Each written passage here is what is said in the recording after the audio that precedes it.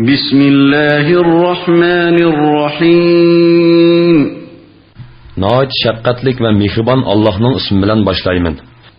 Ya eyyuhellezine amenu awfu bil'uqud. أحلت لكم بهيمة الأنعام إلا ما يتلى عليكم غير محل الصيد وأنتم حرم إن الله يحكم ما يريد. Ey müminler! Ahdilerge, yani Allah bilen sizlerinin aranlardaki ve sizlerinin öz aranlardaki ahdilerge vapa kılınlar. Sizlerge bu sürede tövende okup berildiğanlardan başka hayvanlar, yani töge, kala, koylarının emmisini zebhi kılınğandan keyin yiyiş halal kılındı. Lekin sizler ihram yoki haramda bolğuninglarda shikarni halal sanmanglar. Şübihisiz ki Allah halal haram to'g'riliq xohlagan narsani hukm qiladi. يا أيها الذين آمنوا لا تحلوا شعائر الله ولا الشهر الحرام ولا الهدي ولا القلائد ولا آمين البيت الحرام يبتغون فضلا من ربهم ورضوانا وإذا حللتم فاصطادوا ولا يجرمنكم شنآن قوم أن صدوكم عن المسجد الحرام أن تعتدوا وتعاونوا على البر والتقوى ولا تعاونوا على الإثم والعدوان واتقوا الله إن الله شديد العقاب. Ey müminler! Allah'ın dininin alametlerini, yani hacd taatının belgisi hesaplanğan işlerini terk etiş bilen şehri haramda uruş qilishni, hadini, yani Kabe'ge atalgan qurbanlıqqa daxli taruz qilishni, qalada, yani hacd qurbanlık qılınğan mal ekanligini bildirish uchun hayvonga isib qo'yilgan narsalarga cheqilishni, Parvardigorning fazlini va roziligini tilab Baytullohga haj uchun yoki umra uchun kelguvchilarga cheqilishni halol sanmanglar. İhramdan chiqqan cheg'inglarda shikar qilsanglar bo'ladi. Biror qavm, ya'ni mushriklarning sizlarni Masjidi Haram ziyoratidan to'sqanligidan iborat dushmanligi hargizmi sizlarning ularga cheqilishinglarga sababchi bo'lmasin. Yaxshi ishqa va taqvodorlikqa yordamlashinglar. Gunohqa va zulmga yordamlashmanglar. Allohning azobidan qo'rqinglar. Allohning azobi haqiqatan qattiq. حرمت عليكم الميتة والدم ولحم الخنزير وما أهل لغير الله به والمنخنقة والموقوذة والمتردية والنطيحة وما أكل السبع إلا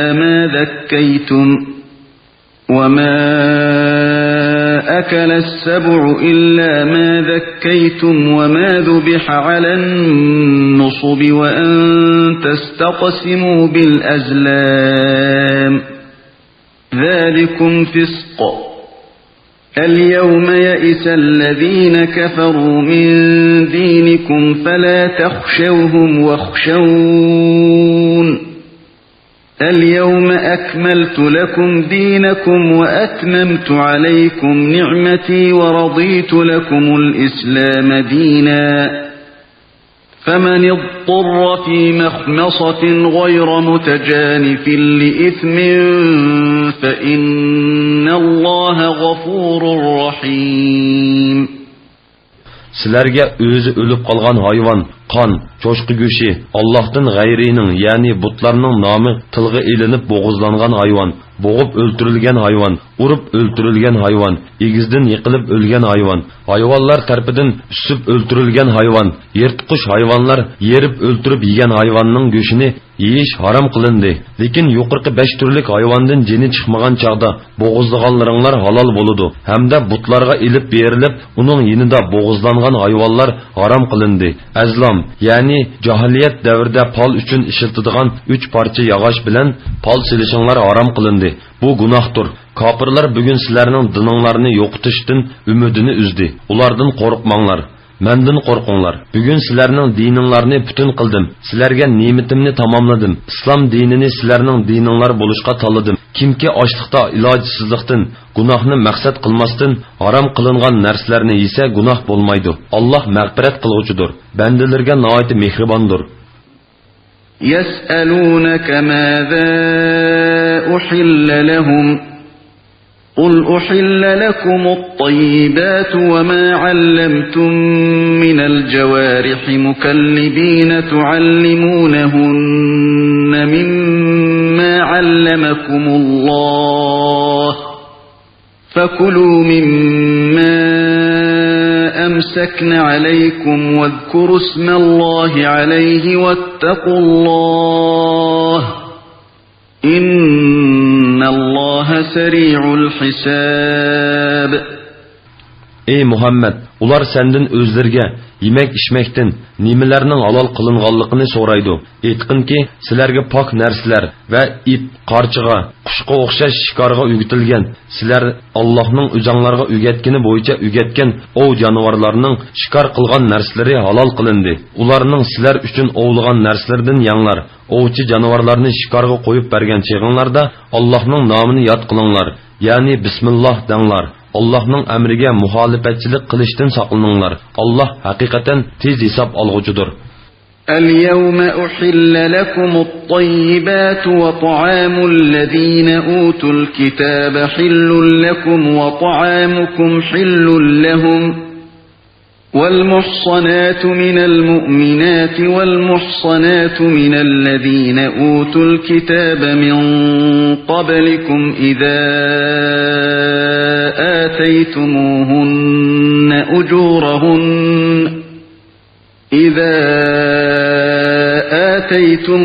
آتيتموهن أجورهن محصنين غير مسافحين ولا متخذي أخدان ومن يكفر بالإيمان فقد حبط عمله وهو في الآخرة من الخاسرين.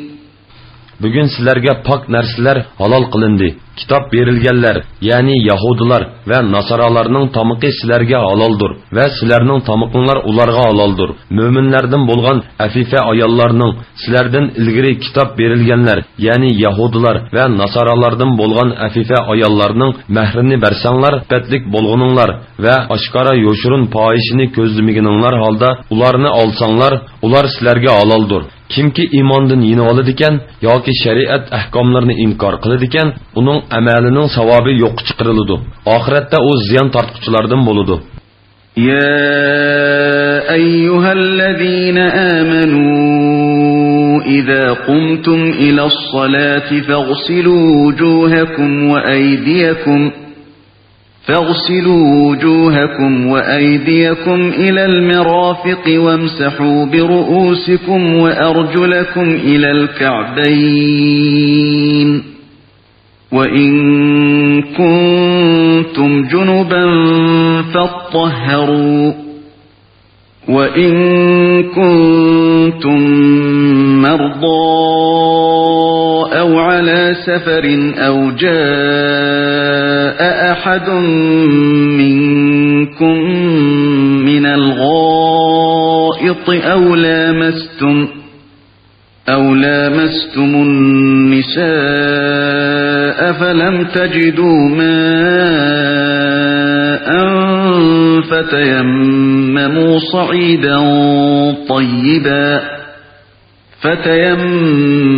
صعيدا طيبا فامسحوا بوجوهكم وأيديكم منه ما يريد الله ليجعل عليكم من حرج ولكن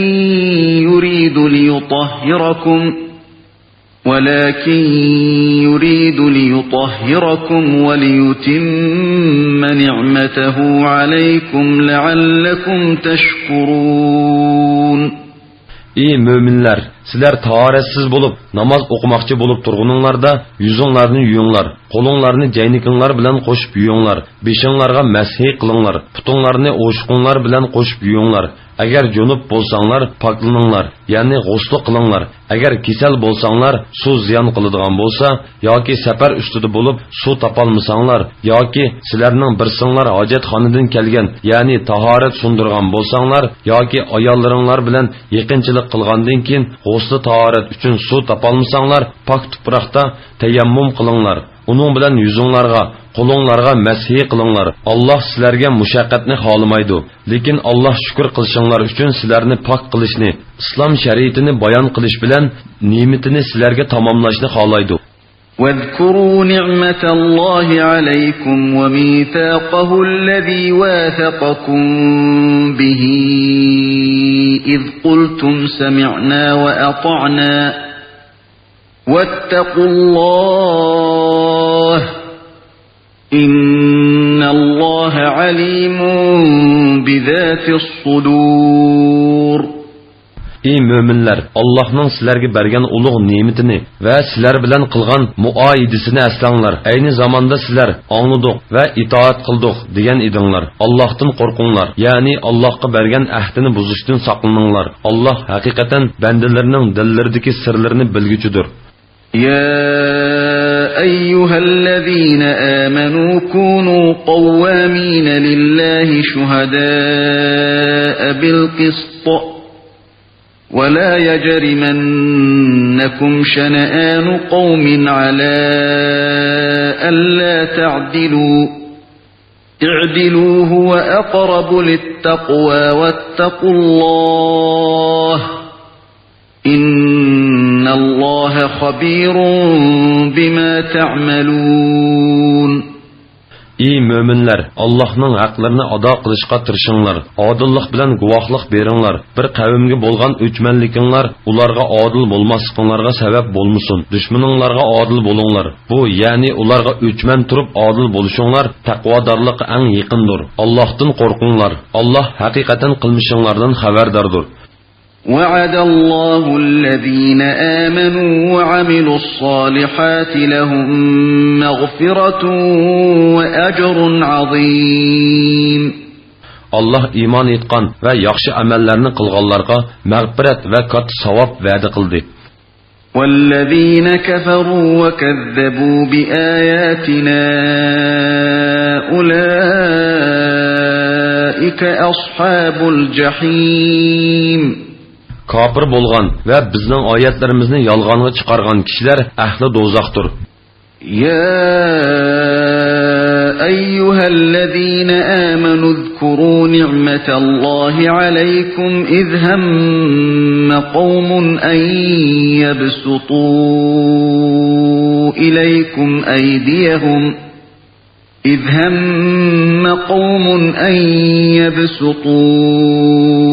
إليكم أيديهم فكف أيديهم عنكم واتقوا الله وعلى الله فليتوكل المؤمنون. Ey müminler, Allah'ның sizlerge bergen, yani sizlerini düşmanlardan saklaganlık nimetini eslanglar. Aynı zamanda bir cemaat sizlerge kollarını uzatmakçı, yani sizlerini öldürmekçi bolgan idi. Allah ularının kollarını sizlerden tosti. Yani sizlerini ularının ziyankeşlik kılışıdan sakladı. Allah'ның emrini o'rinlash, mani qilgan işlerden çekiliniş bilen korkunlar. Müminler Allah'a tevekkül kılsın. وَلَقَدْ أَخَذَ اللَّهُ مِيثَاقَ بَنِي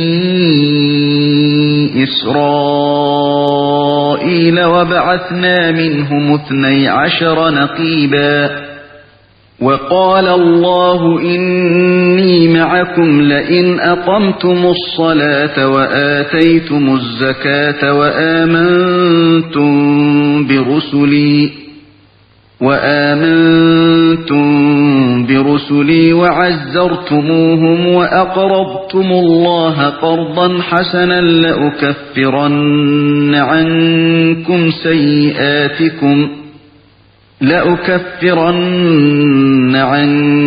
سيئاتكم ولأدخلنكم جنات تجري من تحتها الأنهار فمن كفر بعد ذلك منكم فقد ضل سواء السبيل. Şübhisizki Allah İsrail avlodidan mahkam ahd oldi. Ularning orasidan, ya'ni 12 oymoqning har birisidan birdan 12 boshliqni kepillik uchun jabbarlarga, ya'ni amaliqalarga avatdiq. Hamda Allah, men sizlarga yordam beraman. Ey İsrail avlodi, Allah bilan qasamki, agar sizlar namozni Taidil arkan bilan o'ssanglar, zakot bersanglar, payg'ambarlarimga iymon etsanglar va ularga yordam bersanglar, Allohga qarzi hasana bersanglar, ya'ni Allohning yo'lida pul millionlarni sarf qilsanglar, albatta sizlarning gunohinglarni yo'q chiqaraman. Sizlarni albatta ostidan o'stanglar eqib turadigan jannatlarga kirgizaman. Shuningdan, ya'ni mahkam ahdidan keyin sizlardan kimki amr qilgan narsalarimni inkor qiladi ekan, u albatta to'g'ri yo'ldan ozgan bo'ladi, dedi. فبما نقضهم ميثاقهم لعناهم وجعلنا قلوبهم قاسية يحرفون الكلم عن مواضعه ونسوا حظا مما ذكروا به ولا تزال تطلع على خائنة منهم إلا قليلا منهم فاعف عنهم واصفح إن الله يحب المحسنين. Ahdini buzganlıkları üçün ularni rahmetimizden yirak kıldık. Ularning dillarini iymonni qabul qilishga yumshamaydigan darajada qattiq qildik. Ular Tavratning so'zlarini o'zgartib etdi. Ular Tavratda o'zlari uchun qilingan nasihatning bir qismini unutdi. Ey Muhammad, ularning ozg'inisidan boshqasining xiyonat qilganligini bayqab tursan. Agar tavba qilsa, ularni afu qilgin. Agar iymon etsa, ularni kechirgin. Alloh haqiqatan yaxshilik qilguvchilarni do'st tutadi. ومن الذين قالوا إنا نصارى أخذنا ميثاقهم فنسوا حظا مما ذكروا به فأغرينا بينهم العداوة والبغضاء إلى يوم القيامة وسوف ينبئهم الله بما كانوا يصنعون. Biz Nasaramiz deganlardanmi Allohni bir deb tunishqa va Muhammad alayhissalomga iymon etishqa mahkam ahda oldik. Ular Injilda o'zlariga qilingan nasihatning bir qismini unutdi. Buning jazosi uchun ularning orasiga qiyomatgacha adovat va dushmanlik soldik. Shu chaqda Alloh ularga qilmishlarini aytib berdi. Ya'ni ular o'zlarining qabih amallarining jazosini tortadi. Ya ahlal kitab qad ja'akum rasuluna yubayyinu lakum katiran mimma kuntum tukhfun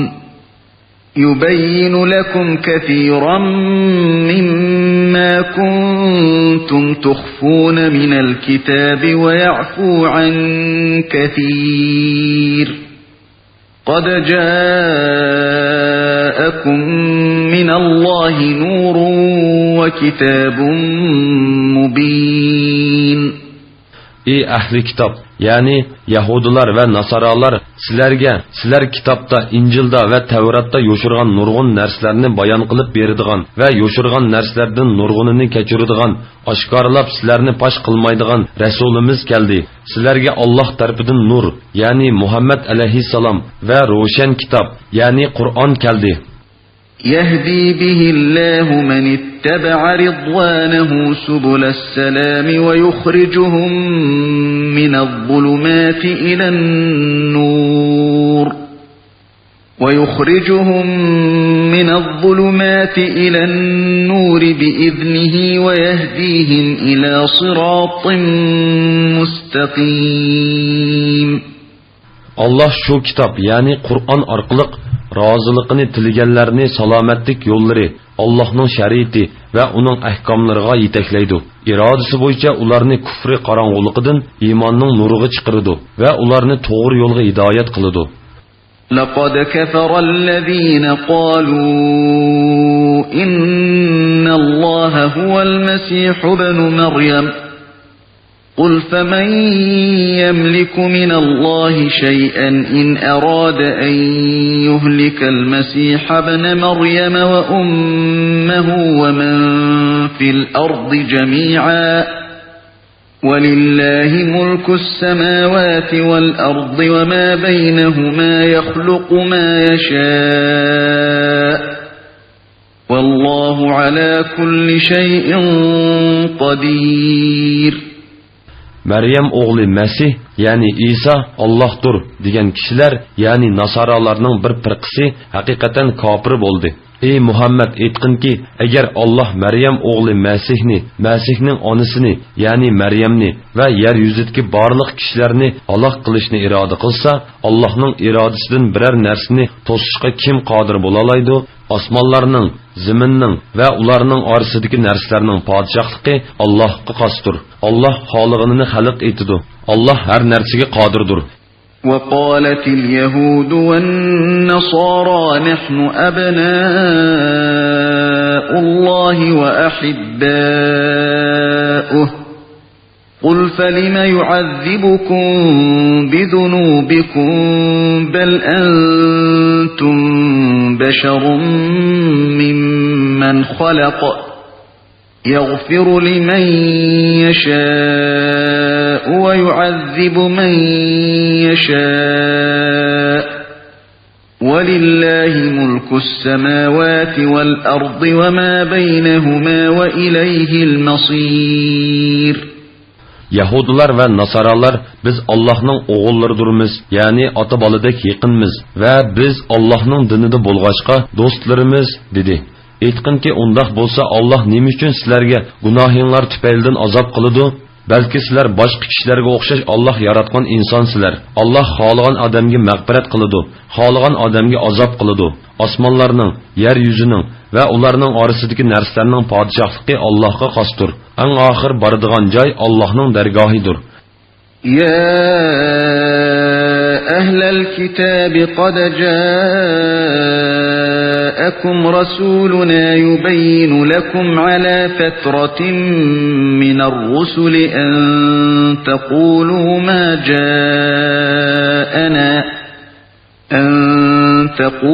ما جاءنا من بشير ولا نذير فقد جاءكم بشير ونذير والله على كل شيء قدير. Ey ahli kitap, yani Yahudi ve Nasaralar bizge savab bilen hoş haber bergüçi, azaptan agahlandırgıcı kelmedi demaslikinlar üçün peygamberler üzülüp kalgan bir zamanda sizlerge şeriatni ve onun ahkamlarını bayan kılıp berdiğan Resulümüz geldi. Hakikaten sizlerge hoş haber bergüçi ve agahlandırgıcı, yani Muhammed aleyhisselam geldi. Emdi sizlerge üzre kalmadı. Allah her nersige kadirdir. وَإِذْ قَالَ مُوسَى لِقَوْمِهِ يَا قَوْمِ اذْكُرُوا نِعْمَةَ اللَّهِ عَلَيْكُمْ إِذْ جَعَلَ فِيكُمْ أَنْبِيَاءَ وَجَعَلَكُمْ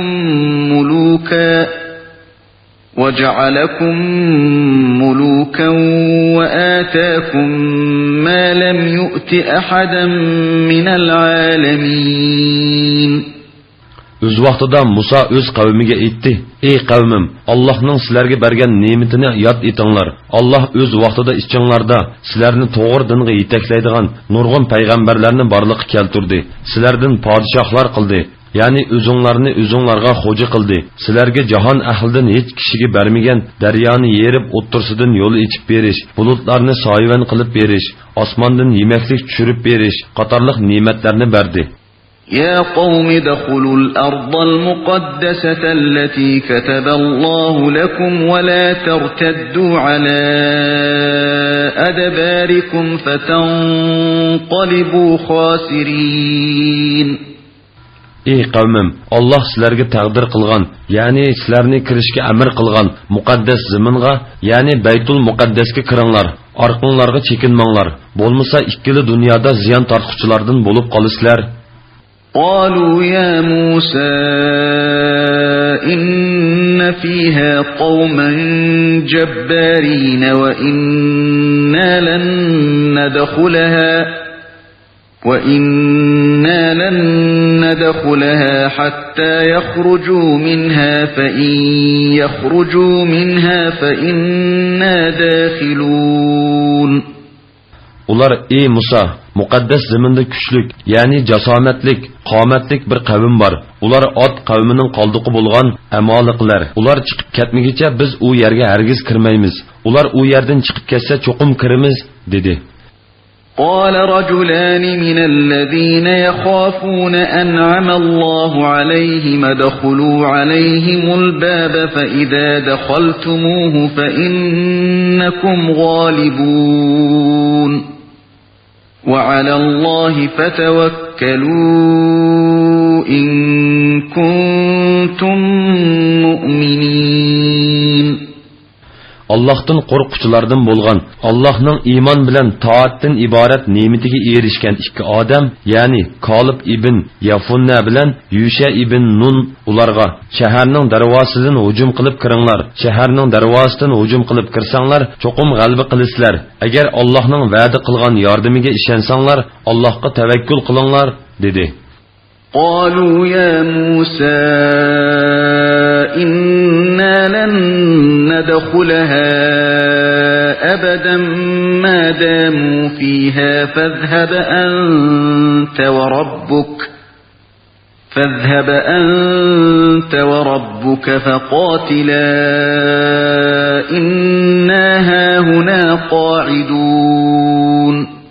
Ular ey Musa, madamiki ular muqaddas yerda ekan, biz hargiz u yerga kirmaymiz. Sen Parvardigoring bilan billa ikkinglar urushinglar. Biz bu yerda o'ltirib turayli dedi. قال رب إني لا أملك إلا نفسي وأخي فافرق بيننا وبين القوم الفاسقين.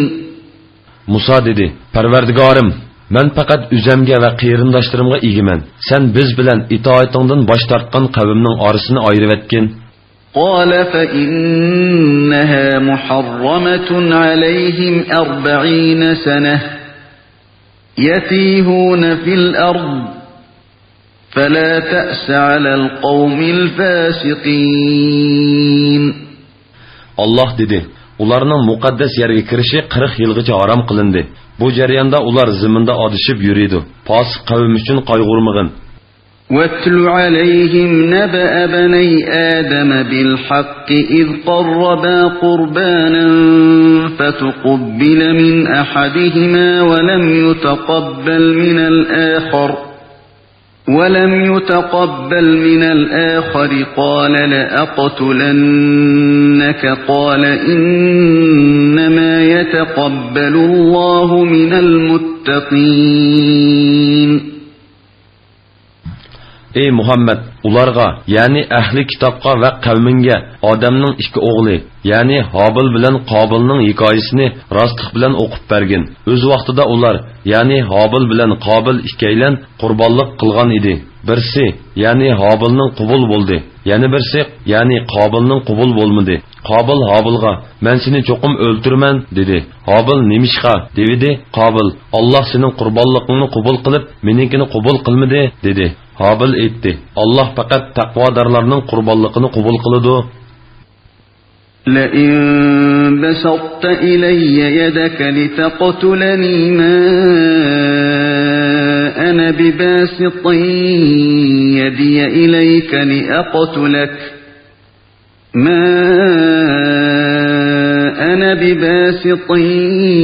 يدي إليك لأقتلك إني أخاف الله رب العالمين. Agar sen meni o'ltirishga qo'lingni so'zadigan bo'lsang, men seni o'ltirishga qo'limni so'zmayman.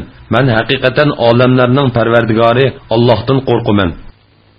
Inni uridu an tabu'a bi ismi wa ismika fatakuna min ashabin nar.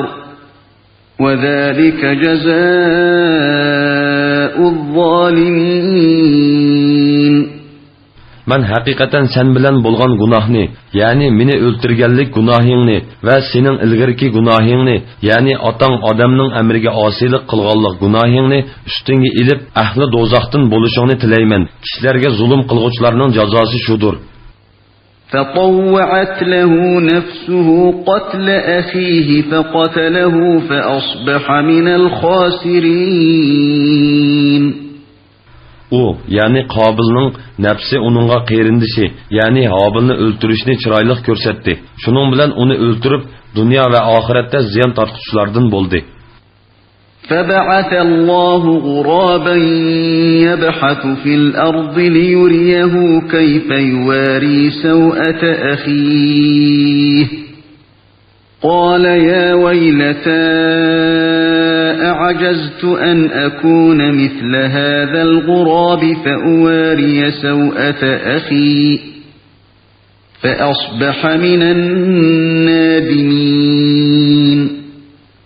Allah onunğa qerindişinin jasadini qandaq kömüşni ko'rsatish uchun bir qog'a avatdi. U tumshqi va ikki puti bilan yerni qo'ladi. U buni ko'rib, "Voy, men qerindishimning jasadini ko'mishda mushu qog'chilik bo'lishdan ojiz keldim-mi?" dedi. Shuning bilan u nadomat qilguvchilardan bo'ldi. من أجل ذلك كتبنا على بني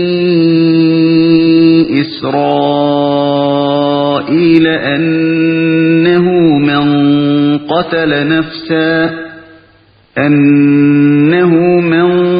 قتل نفسا بغير نفس أو فساد في الأرض فكأنما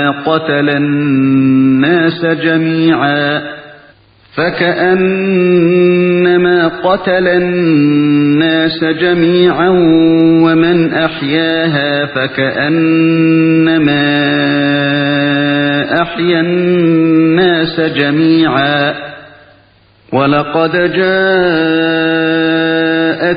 رسلنا بالبينات ثم إن كثيرا منهم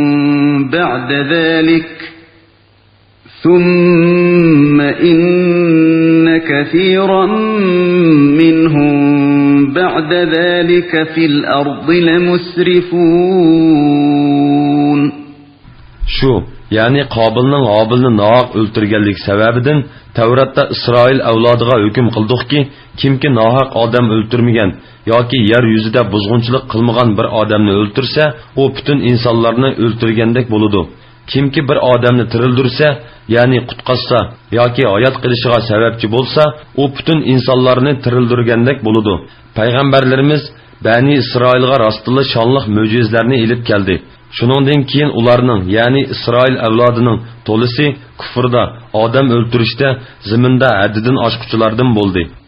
İnnemâ cezaa'ullezîne yuhâribûnallâhe ve rasûlehu ve yes'avne fil ardı fesâden en yuqattalû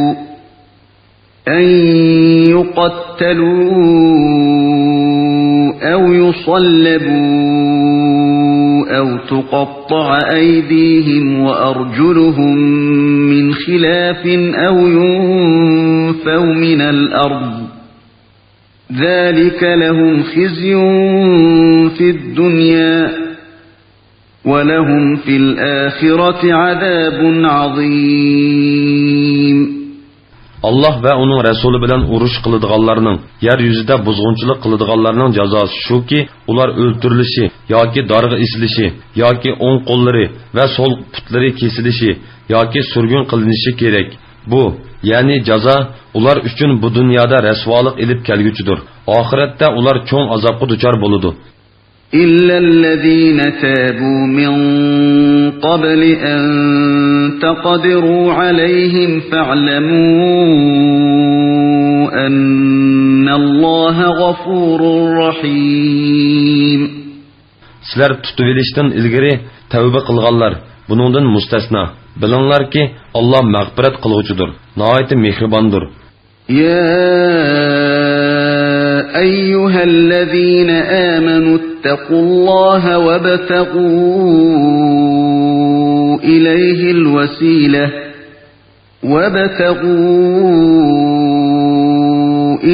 الوسيلة وجاهدوا في سبيله لعلكم تفلحون. Ey müminler!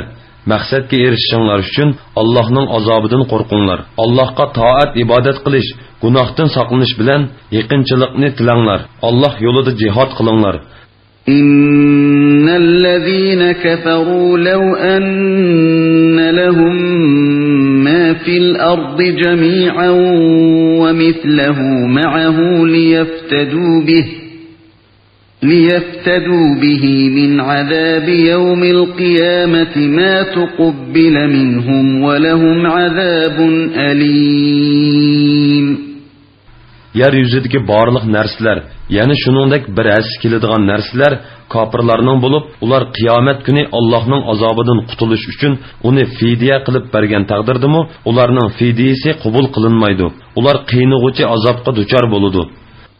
يريدون أن يخرجوا من النار وما هم بخارجين منها ولهم عذاب مقيم. Ular dozaqdan chiqmoqchi bo'ladi-yu, ammo hargiz chiqolmaydi. Ular üzülüp qalmaydigan doimlik azobga qoladi. والسارق والسارقة فقطعوا أيديهما جزاء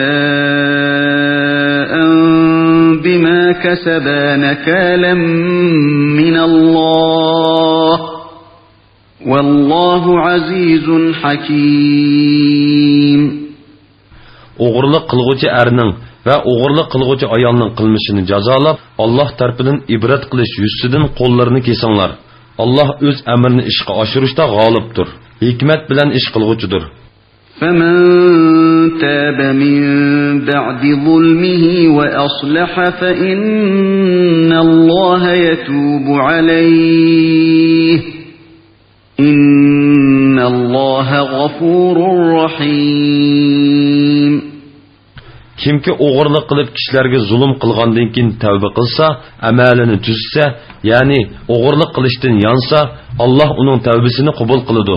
Alloh nihoyat mag'firat qiluvchidir, nihoyat mehribondir. Alam ta'lam anna Alloh lahu mulkus samawati wal ardi yu'azzibu man yasha'u wa yaghfiru liman yasha'u. والله على كل شيء قدير. Bilemsenki osmonlarning va zaminning podshohligi Allohga xosdir. Alloh xohlagan odamga azob qiladi, xohlagan odamga mag'firat qiladi. Alloh hamma narsaga qodirdir. يا أيها الرسول لا يحزنك الذين يسارعون في الكفر من الذين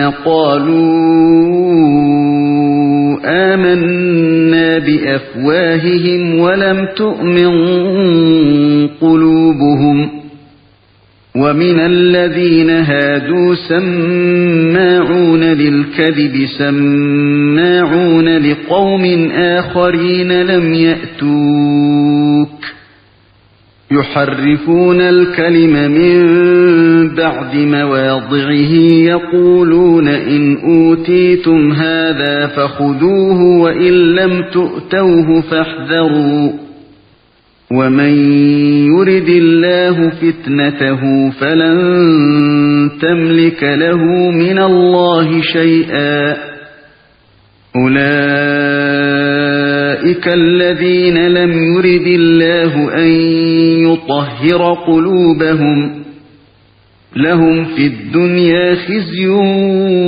ولهم في الآخرة عذاب عظيم. Ey Peygamber, dillerida işenmey, iğizlerida iman etdik deb qo'ydiganlar, ya'ni munofiqlardan va yahudlardan kufrga fursat topsalar kufrni izhor qilishga oldiraydigan kishilar seni g'amkin qilmasin. Ular ahborlari to'qigan, yolg'onga quloq soladi. Sana kelmagan, ya'ni o'chtiq qilib sening suhbatingga hozir bo'lmagan boshqa bir qavmga, ya'ni Xaybar yahudiylarining so'ziga quloq soladi. Ular Tavratning so'zlarini joylaridan o'zgartirib etdi. Ya'ni Allohning ahkomlarini boshqalarga almashtirib etdi. Ular agar sizlarga bu hukm berilsa, uni qabul qilinglar. Agar u berilmasa, qabul qilmanglar, deydi. Alloh bir kimning gumrohligini iroda qiladi ekan, uning uchun Allohga qarshi qo'lingdan hech ish kelmaydi. Ya'ni hech odam uningdan gumrohlikni dab'i qilishga qodir bo'la olmaydi.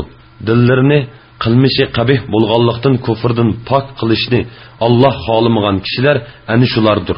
Ular dunyoda rasvolikqa, oxiratda cho'ng azobga qoladi. سماعون للكذب أكالون للسحت فإن جاءوك فاحكم بينهم أو أعرض عنهم وإن تعرض عنهم فلن يضروك شيئا وإن حكمت فاحكم بينهم بالقسط إن الله يحب المقسطين. Ular yolg'onga quloq solg'uvchilardir. Para va jazoni o'xshash haromni yeguvchilardir. Ey Muhammad, agar ular sening oldinga davolashib kelsa, ularning orasida hukm qilib qo'ysang yoki uni rad qilsang bo'ladi. Ya'ni ularning orasida hukm chiqarish yoki ulardan yuz o'rish sening ixtiyoring. Agar ularni rad qilsang, ular sana qilchi ziyon yetkazolmaydi. Chunki Alloh seni kishilarning sharidan saqlaydi. Agar ularning orasida hukm qilsang, odillik bilan hukm qilgin. Alloh haqiqatan odillarni do'st tutadi. وكيف يحكمونك وعندهم التوراة فيها حكم الله ثم يتولون من بعد ذلك وما أولئك بالمؤمنين. Ularning yinida Allohning hukmini o'z ichiga olgan Tavrat tursa, ya'ni Tavratdagi hukmlarni ko'rib turib amal qilmayotsa, ey Muhammad, qandoqcha seni hukm chiqarishga taklif qiladi? Ondan keyin ya'ni haqiqat oshkora bo'lgandan keyin sening hukmingdan yuz o'riydi. Ana shular Tavratqami, sangami ishonmaguvchilardir. Inna anzalna at-taurata fiha hudan wa nur يحكم بها النبيون الذين أسلموا للذين هادوا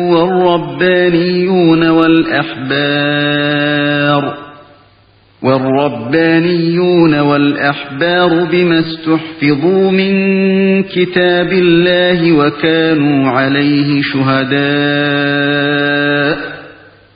فلا تخشوا الناس واخشوني ولا تشتروا بآياتي ثمنا قليلا ومن لم يحكم بما أنزل الله فأولئك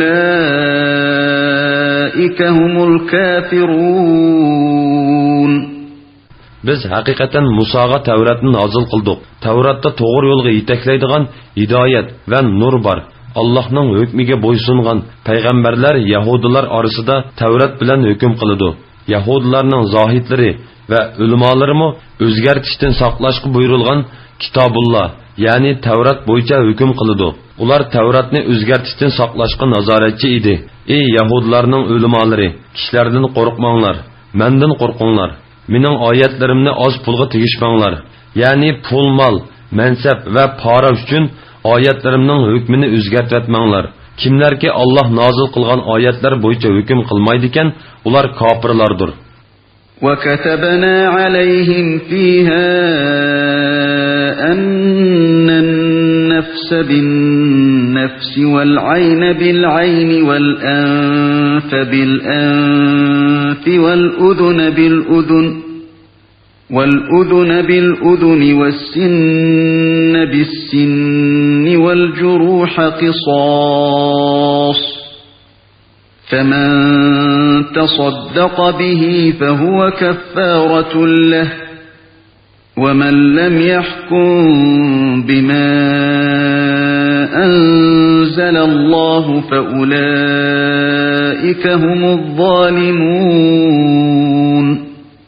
Ular, yani İsrail avladıga Tevrat'ta şundaq belgiliduqki, canğı can, yani nahaq adam öldürgen, öldürülüdü, közgü köz, yani kişinin közünü nahaq kuyuvetken adamның közü kuyuvetildi, burungu burun, yani kişinin burnunu nahaq keskenning burni kesilidi, kulaqqa kulaq, yani kişinin kulqini nahaq keskenning kulqi kesilidi, tishqi tish, yani kişinin tishini nahaq tökkenning tishi tökülidi ve kişini qandaq yardar qilgan bolsa, şundaq yardar qilinish bilan qisas ilinidi.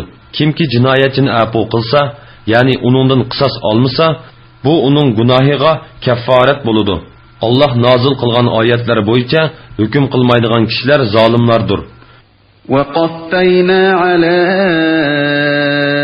آثَارِهِمْ بِعِيسَى ابْنِ مَرْيَمَ مُصَدِّقًا لِمَا بَيْنَ يَدَيْهِ مِنَ التَّوْرَاةِ وَآتَيْنَاهُ الْإِنْجِيلَ فِيهِ هُدًى وَنُورٌ وَمُصَدِّقًا لِمَا بَيْنَ يَدَيْهِ مِنَ التَّوْرَاةِ وَهُدًى وَمَوْعِظَةً لِلْمُتَّقِينَ.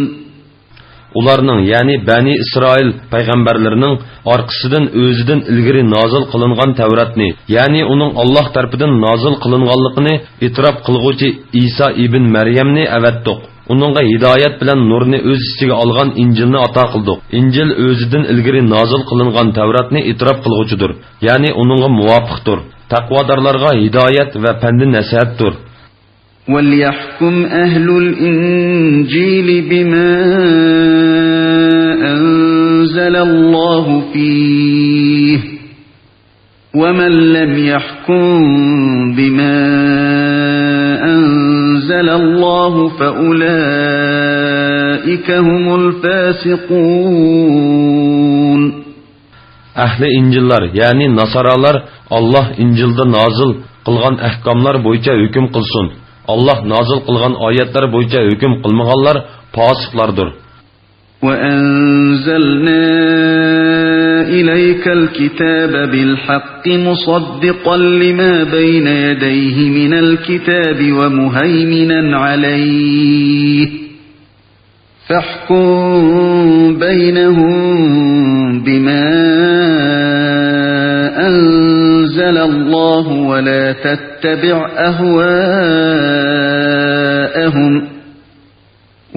تتبع أهواءهم عما جاءك من الحق لكل جعلنا منكم شرعة ومنهاجا ولو شاء الله لجعلكم أمة واحدة ولكن ليبلوكم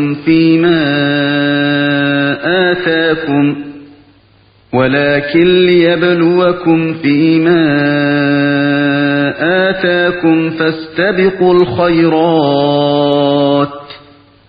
إلى الله مرجعكم جميعا فينبئكم بما كنتم فيه تختلفون. Ey Muhammed, biz sana özden ilgirki samavi kitaplarını itiraf kılgıcı ve ularga şahit bulgıcı hak kitapni, yani Kur'an'ni nazil kıldık. Ey Muhammed, ularning arasida Allah sana nazil kılgan Kur'an ahkamı boyunca hüküm kılgın. Sana kelgen haqdan burulup, ularning nefsi xohishlarga ergashmagin. Ey ümmetler, sizlarning har biringlarga bir xil shariat ve ochiq yo'l tayin qildik. Agar Allah xolisa, albatta sizlarni bir ummat qilatdi, ya'ni butun insonlarni bir dinda qilatdi. Lekin Alloh sizlarga bergan shariatlar borasida sizlarni sinash uchun ko'p ummat qilib ayirdi. Yaxshi ishlarga oldiranglar. Hammanglar Allohning dargohiga qaytsizlar. Sizlar ixtilof qilishgan narsalarni, uning qaysi haq, qaysi nohaq ekanligini Alloh sizlarga aytib berdi. Wa anihkum baynahum bima anzalallahu wa la tattabi' ahwa'ahum ولا تتبع أهواءهم واحذرهم أن يفتنوك عن بعض ما أنزل الله إليك فإن تولوا فاعلم أنما يريد الله أن يصيبهم ببعض ذنوبهم وَإِنَّ كَثِيرًا مِنَ النَّاسِ لَفَاسِقُونَ Ular, yani Yahudilar ve Nasaralarning arasida Allah sana nazil qilgan Qur'onning ahkomi bo'yicha hukm qilgan. Ularning nafsi xohishlarga ergashmagin. Ularning Allah sana nazil qilgan Qur'onning bir qismidan seni voz kechirishdan saqlangan.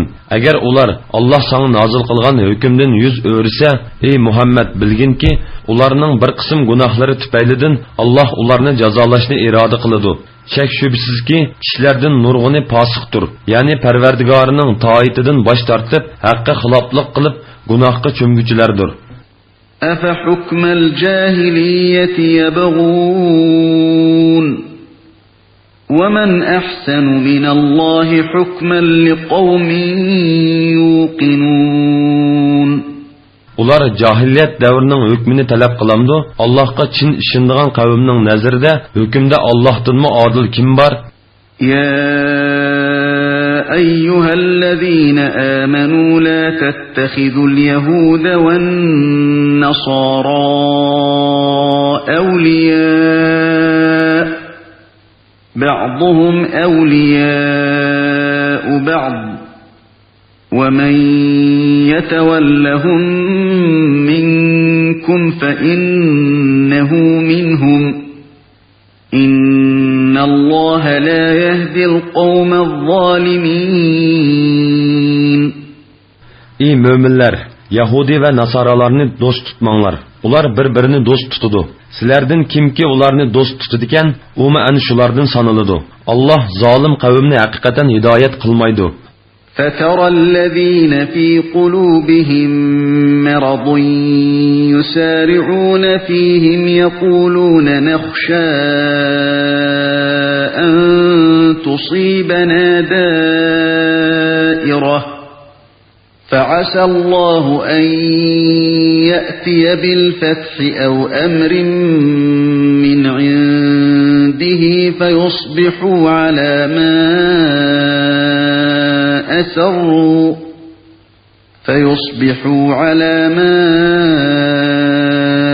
أسروا في أنفسهم نادمين.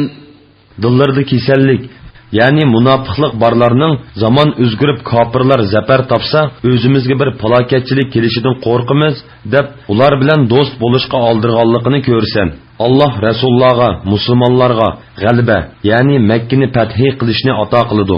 Yoki bir ishni, yani ularning munofiqligini pash qilishni maydonga keltirdi-da, ko'ngilda yo'shirg'ini, yani mo'minlarning dushmanlarini do'st tutganligi uchun ular nadomat chekidi. وَيَقُولُ الَّذِينَ آمَنُوا أَهَؤُلَاءِ الَّذِينَ أَقْسَمُوا بِاللَّهِ جَهْدَ أَيْمَانِهِمْ إِنَّهُمْ لَمَعَكُمْ حَبِطَتْ أَعْمَالُهُمْ فَأَصْبَحُوا خَاسِرِينَ. Bu münafıklarning musulmonlarga qilgan hiyli mikri pash qilinganda mo'minlar bir-biriga sizlar bilan cho'qim birga ekanliklariga Alloh nomi bilan qattiq qasam ichishganlar shu kishilarmi deydi. Ularning, ya'ni munofiqlarning qilgan amallari bekor bo'ldi. Ular dunyo va oxiratda ziyon tortquchi bo'ldi. Ya أيها الذين آمنوا من يرتد منكم عن دينه فسوف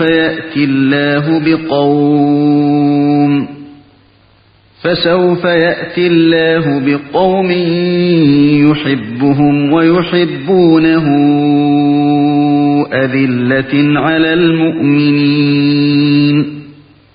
أذلة على المؤمنين أعزة على الكافرين يجاهدون في سبيل الله ولا يخافون لومة لائم ذلك فضل الله يؤتيه من يشاء والله واسع عليم.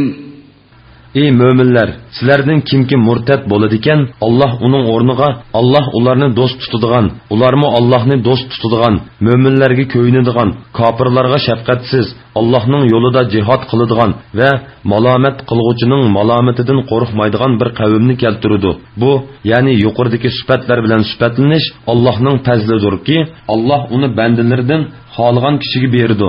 Allahning fazli kengdir. Allah hammani bilguchidir. إنما وليكم الله ورسوله والذين آمنوا الذين يقيمون الصلاة ويؤتون الزكاة وهم راكعون. Şübihsizki sizlerning do'stinglar Allohdir, Allohning rasulidir va mo'minlardirki, mo'minlar ta'dil arkom bilan namoz o'taydi, zakot beradi. Ular Allohning amriga kamtarlik bilan bo'ysunuvchilardir. ومن يتول الله ورسوله والذين آمنوا فإن حزب الله هم الغالبون. Kimki Allah'ni, Allah'ның peygamberini ve müminlerini dost tutudiken, o Allah'ның cemaatidir. Allah'ның cemaati elbette galiptir. يا أيها الذين آمنوا لا تتخذوا الذين اتخذوا دينكم هزوا ولعبا من الذين أوتوا الكتاب من قبلكم والكفار أولياء واتقوا الله إن كنتم مؤمنين. Ey müminler, sizlerden ilgiri kitap verilgenler, yani Yahudiler ve Nasaralardan dininglarni meskire ve oyuncu kılgallarını dost kılıp almanglar. Eğer hakiki mümin bolsanglar, Allah'tan korkunglar. وَإِذَا نَادَيْتُمْ إِلَى الصَّلَاةِ اتَّخَذُوهَا هُزُوًا وَلَعِبًا ذَلِكَ بِأَنَّهُمْ قَوْمٌ لَا يَعْقِلُونَ. Sizler namazgı çakırgan, yani azan etkan çığınlarda, ular namazni hem sizlerini meskire ve oyuncuk kılıdı. Bu şunun üçün ki, ular namazның hikmetini ve namazның nefsini paklaştıki gayesini düşenmez kavimdir. قُلْ يَا أَهْلَ الْكِتَابِ هَلْ تَنْقِمُونَ مِنَّا إِلَّا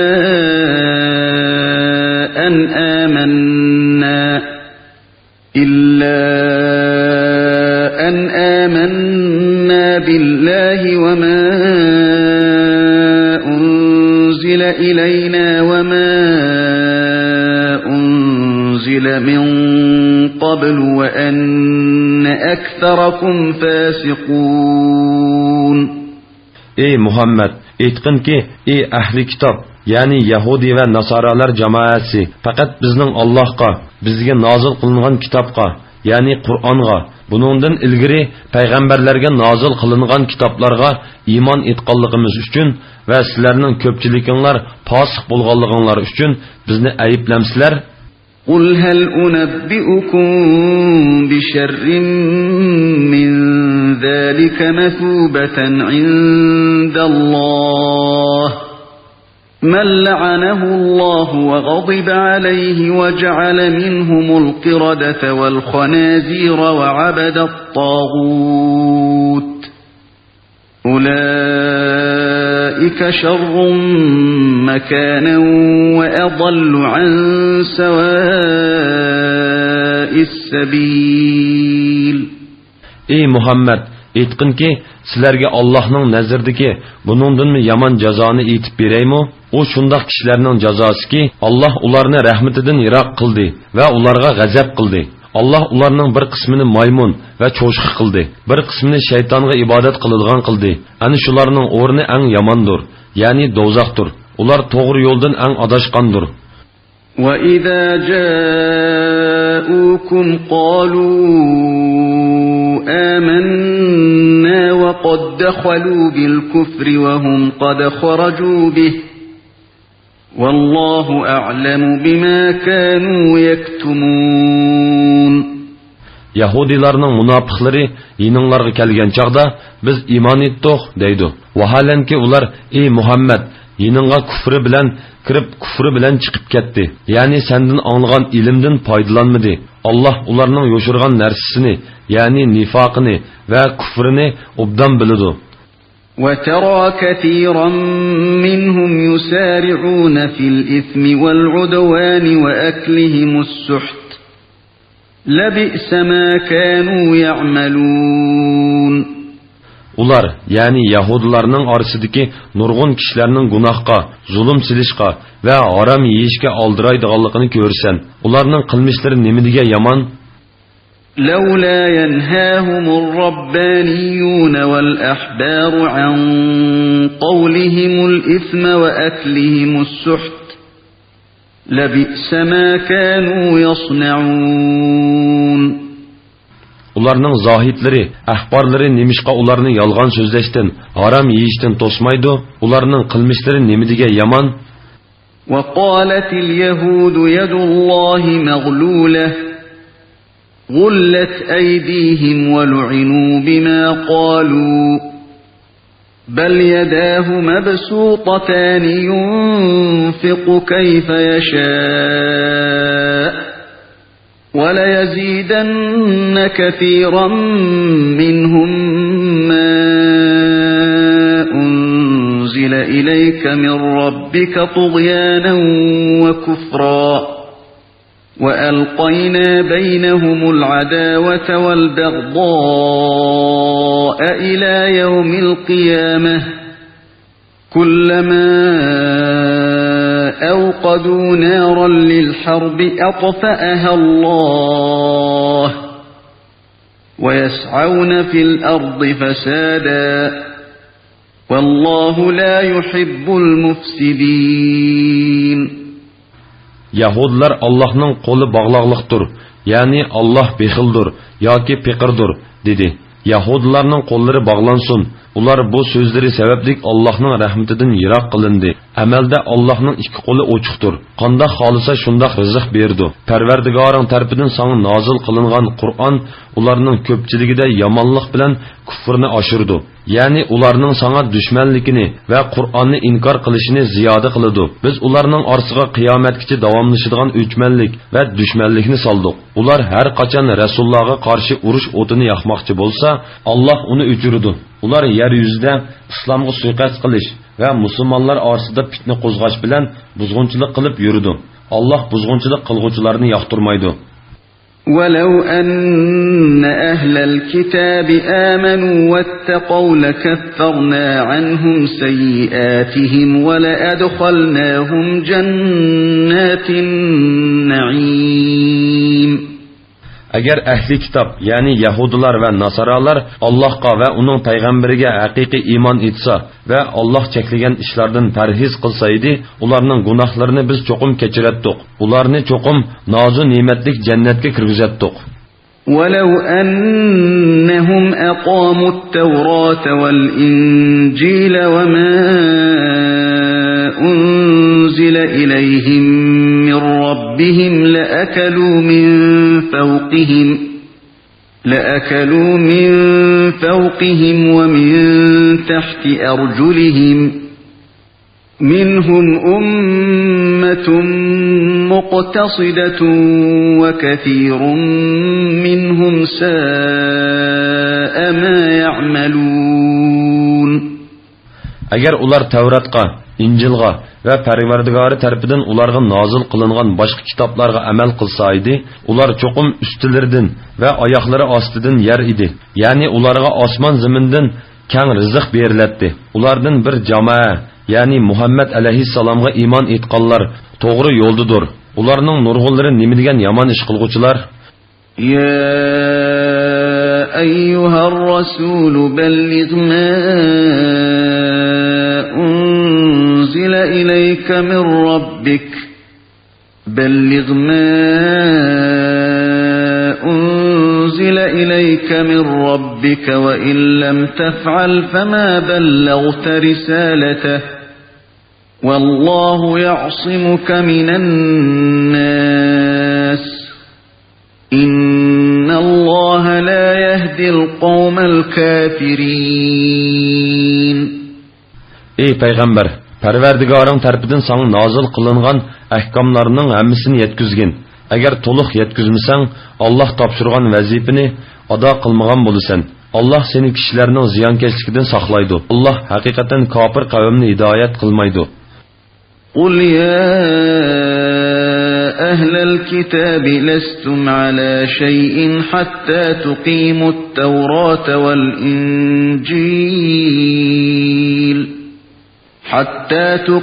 التوراة والإنجيل وما أنزل إليكم من ربكم وليزيدن كثيرا منهم ما أنزل إليك من ربك طغيانا وكفرا فلا تأس على القوم الكافرين. Ey Muhammed, aytqin ki, ey ahli kitob, ya'ni Yahudilar va Nasaralar, sizlar Tavratga, Injilga va sizlarga Parvardigoringlardan nozil qilingan kitobga, ya'ni Qur'onga to'liq amal qilmoqcha, sizlar e'tiborga olgudek dinda bo'lgan bo'lmaysizlar. Parvardigoringdan nozil qilingan ahkomlar ularning ko'pchiligida yomonlik va kufrini oshirdi. Kofir qavm uchun qayg'urmag'in, chunki payg'ambarlarni yolg'onga chiqarish ularning odatidir. إن الذين آمنوا والذين هادوا والصابئون والنصارى من آمن بالله واليوم الآخر وعمل صالحا فلا خوف عليهم ولا هم يحزنون. Müminlerden, Yahudilerden, farishtalarga va yulduzlarga cho'qinuvchilardan, nasaralardan, Allohga va oxirat kuniga iymon etgan va yaxshi amal qilganlarga kelgusidan g'am qilish, ketganga qayg'urish yo'qdir. لقد أخذنا ميثاق بني إسرائيل وأرسلنا إليهم رسلا كلما جاءهم رسول بما لا تهوى أنفسهم فريقا كذبوا وفريقا يقتلون.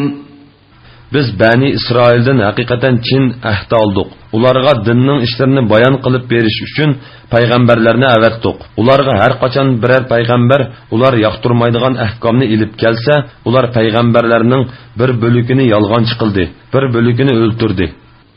وحسبوا ألا تكون فتنة فعموا وصموا ثم تاب الله عليهم ثم عموا وصموا كثير منهم والله بصير بما يعملون. Ular biz İsrail avlodi payg'ambarlarni o'ltirish bilan azobga duchor bo'lmaymiz deb o'yladi. Ular ko'r bo'ldi, ya'ni haqiqatni ko'rmadi. Ular g'os bo'ldi, ya'ni haqiqatni anglamadi. Ondan keyin ular tavba qildi. Alloh ularning tavbasini qabul qildi. Ondan ularning nurg'ini yana haqni ko'rishdan ko'r bo'ldi. yana pandi nasihat anglashdan g'osh bo'ldi. Alloh ularning qilayotgan ishlarini ko'rib turg'uchidir. لقد كفر الذين قالوا إن الله هو المسيح ابن مريم وقال المسيح يا بني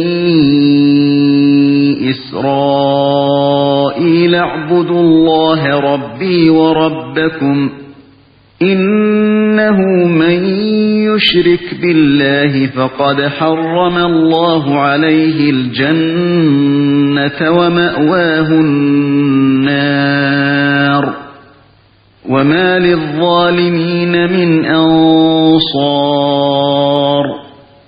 Şübhəsizki Allah Məryəmnin oğlu İsa'dır deyiciler kafir boldu. İsa, ey Bani İsrail, mening Parvardigorim va sizlarning Parvardigoringlar bo'lgan Allohga ibodat qilinglar. Kimki Allohga sherik keltirdi ekan, ya'ni Allohdan g'ayriga iloh deb e'tiqod qiladi ekan, Alloh uningga jannatni harom qiladi. Uning joyi do'zax bo'ladi. Zolimlarga hech bir madadkor, ya'ni Allohning azobidan qutuldiruvchi bo'lmaydi, dedi. لقد كفر الذين قالوا إن الله ثالث ثلاثة وما من إله إلا إله واحد وإن لم ينتهوا عما يقولون ليمسن الذين كفروا منهم عذاب أليم. Allah üç ilahның biridir. Degüçler şeksiz kafir boldu. Bir ilahdan başka hiç ilah yoktur. Eğer ular etivatkan sözlerden qaytmasa, ularning içideki kafir bolğanlar dünya ve ahirette qattiq azapqa qalıdı. أفلا يتوبون إلى الله ويستغفرونه والله غفور رحيم. Ular Allah'a tövbe kılmamdı, Allah'tan mağfiret talep kılmamdı. Allah tövbe kılgıçılarga nahayet mağfiret kılgıcıdır, nahayet mihribandır. ما المسيح ابن مريم إلا رسول قد خلت من قبله الرسل وأمه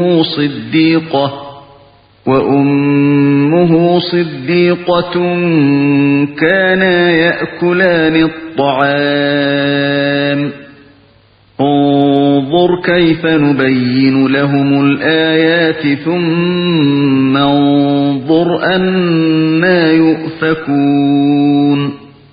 Meryem oğlu İsa fakat ötken peygamberlerge okşaş peygamberdir. Onundan ilgiri nurgun peygamberler ötken. Onun anısı nayet rastçıl xotundur. O ikisi tamak yeyipti. Yani ularmı başka məxluqlarga okşaş göç, soğak, tomur ve peylerden terkip tapkan idi. Ularga, yani ularning itiqadının batıllıqıga, ayetlerimizni qandaq bayan qılıdığanlığımızga qargın. Andın ularning haqdın qandaq baş tartqanlığıga qargın. قل أتعبدون من دون الله ما لا يملك لكم ضرا ولا نفعا والله هو السميع العليم. Ey Muhammed, sizler Allah'tan başka sizlerge payda ziyan yetkizishga qodir bo'lalmaydigan narsalarga cho'qinamsizlar degin. Allah bo'lsa so'zinglarni anglab turg'uchidir, ahvolinglarni bilib turg'uchidir. قل يا أهل الكتاب لا تغلوا في دينكم غير الحق ولا تتبعوا أهواء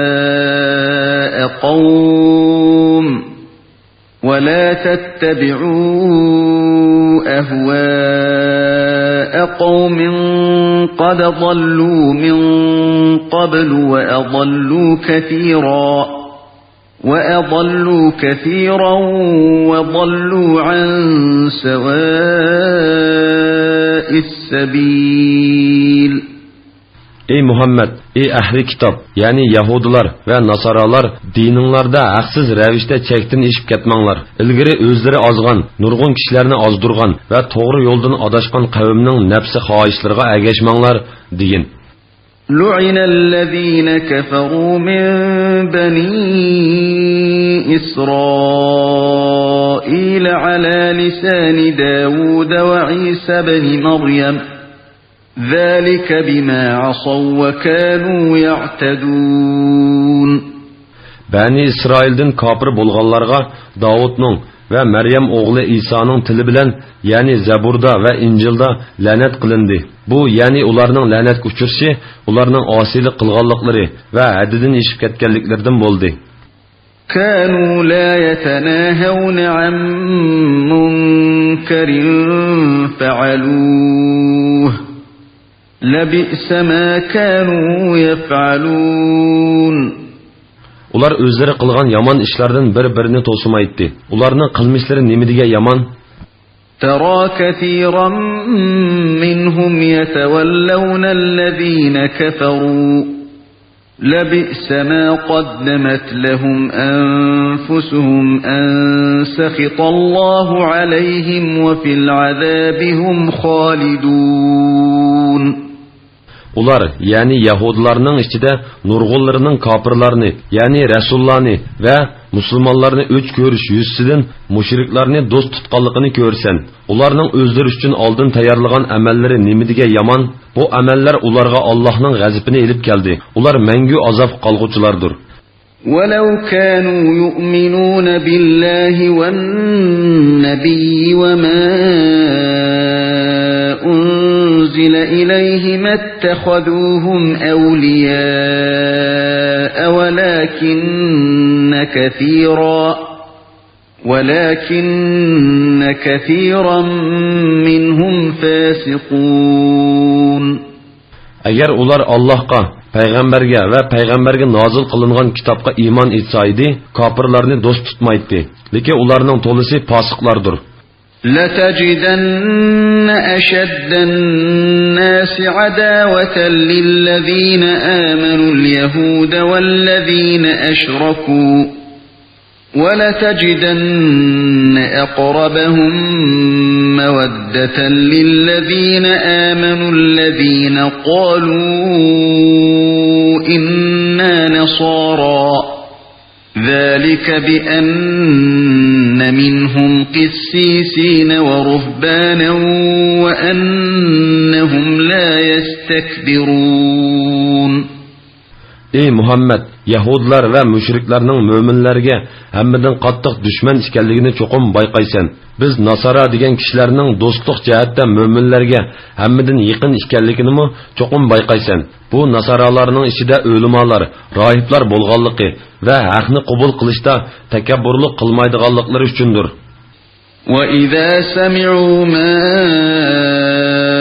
أُنزِلَ إِلَى الرَّسُولِ تَرَى أَعْيُنَهُمْ تَفِيضُ مِنَ الدَّمْعِ مِمَّا عَرَفُوا مِنَ الْحَقِّ يقولون ربنا آمنا فاكتبنا مع الشاهدين. Ular payg'ambarga nozil qilingan Qur'onni anglagan chaqlarda haqiqatni to'niganliklaridan, ularning ko'zlaridan yosh quyilganligini ko'rsan, ular aytidi: Rabbimiz, biz iymon etdik. Bizni payg'ambaringni, kitobingni e'tirof qilguvchilar qatorida qilgin.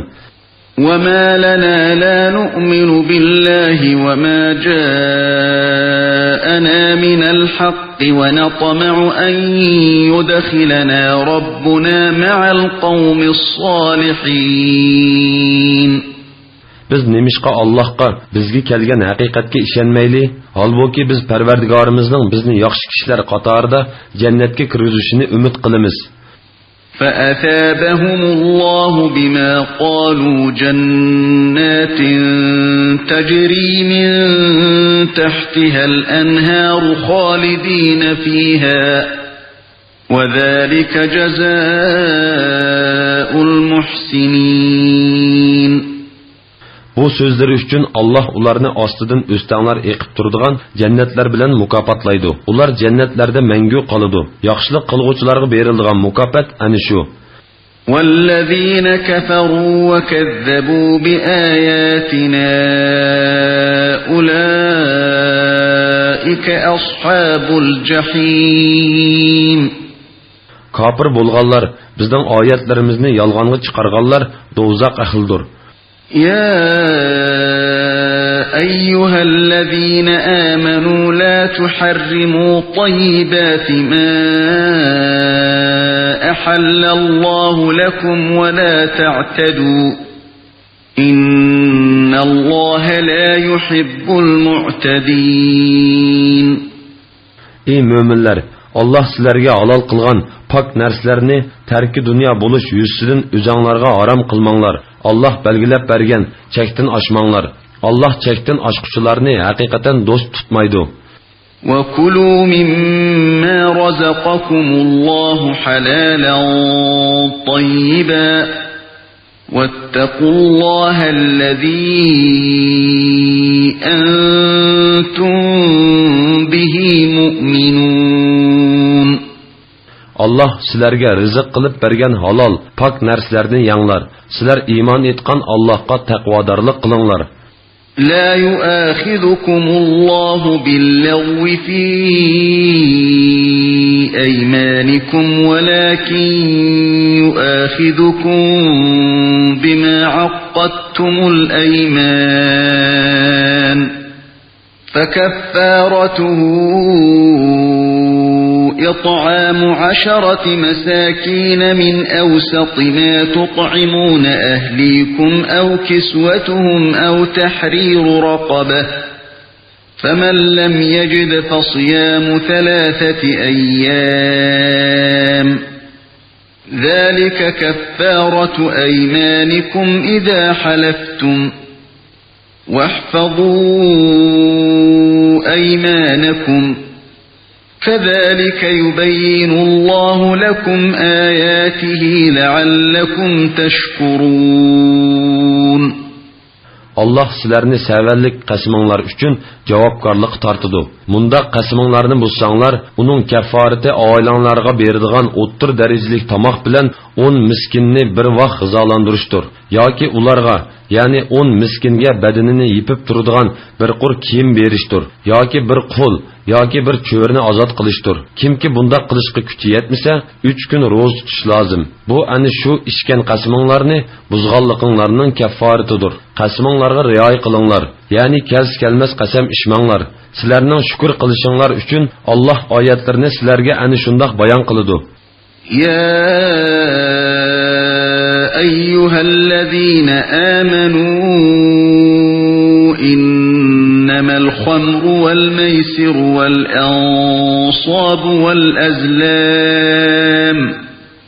والأنصاب والأزلام رجس من عمل الشيطان فاجتنبوه لعلكم تفلحون. Ey müminler, arak içiş, qimar oynaş, butlar, yani çoqunuş üçün tiklengen taşlarga çoqunuş, pal oqları bilen pal seliş, şeytanның işi, paskını qılıqlardır. Bəxtki erişişinler üçün şeytanның işidin yirak bolunlar. إنما يريد الشيطان أن يوقع بينكم العداوة والبغضاء في الخمر والميسر ويصدكم عن ذكر الله وعن الصلاة فهل أنتم منتهون. Şeytan harak, qimar arqılıq aranglarda düşmanlik, adavet toğdurmaqçı, sizlarni namazdan ve Allah'ni yad etiştin tosumaqçı boludu. Sizler əmdi haraqdan, qimardan yanmamsizlar. وَأَطِيعُوا اللَّهَ وَأَطِيعُوا الرَّسُولَ وَاحْذَرُوا فَإِن تَوَلَّيْتُمْ فَاعْلَمُوا أَنَّمَا عَلَى رَسُولِنَا الْبَلَاغُ الْمُبِينُ. Allah ve peygamberge itaat kılınlar. Ularga muhalifetçilik kılıştın hazar kılınlar. Eğer itaat kılıştın baş tartsanlar, bilinglar ki Resulümüzün mesuliyeti fakat oçuq tebliğ kılıştır. لَيْسَ عَلَى الَّذ۪ينَ آمَنُوا وَعَمِلُوا الصَّالِحَاتِ جُنَاحٌ فِيمَا طَعِمُوا إِذَا مَا اتَّقَوْا وَآمَنُوا وَعَمِلُوا الصَّالِحَاتِ ثُمَّ اتَّقَوْا وَآمَنُوا ثُمَّ اتَّقَوْا وَأَحْسَنُوا وَاللّٰهُ يُحِبُّ الْمُحْسِنِينَ. İman etkan ve yaxşı əməllərini qılğan kişiler haram qılınmağan nərslərini yese, içse hiç günah bolmaydı. Qachonki ular harom narsalardan saqlansa, iymonida va yaxshi amallarda izchil bo'lsa, ondan harom qilingan narsalardan yana saqlansa va harom deb e'tiqod qilsa, ondan harom qilingan narsalardan davomli saqlansa va yaxshi ishlarni qilsa, Alloh yaxshi ish qilguvchilarni do'st tutadi. يا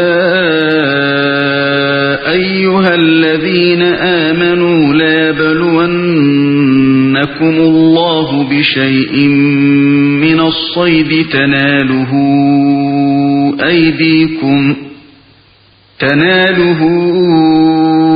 أيديكم ورماحكم ليعلم الله من يخافه بالغيب فمن اعتدى بعد ذلك فله عذاب أليم. Ey müminler, görmey turup Allah'tan korkuduğanlarını biliş üçün kolunlar ve neyzanlar bilen oğlunğan bir az ov bilen Allah sizlerini çokum sınaydı. Kimki bunundan kin hadidin azsa, yani ihramda turup ov oğlusa, o kıynıgıcı azapkı duçar boludu. يا أيها الذين آمنوا لا تقتلوا الصيد وأنتم حرم ومن قتله منكم متعمدا فجزاء مثل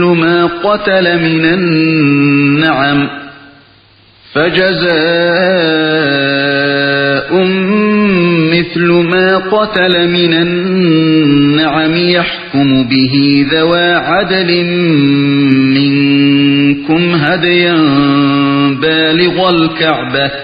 بالغ الكعبة أو كفارة طعام مساكين أو عدل ذلك صياما ليذوق وبال أمره عفى الله عما سلف ومن عاد فينتقم الله منه والله عزيز ذو انتقام.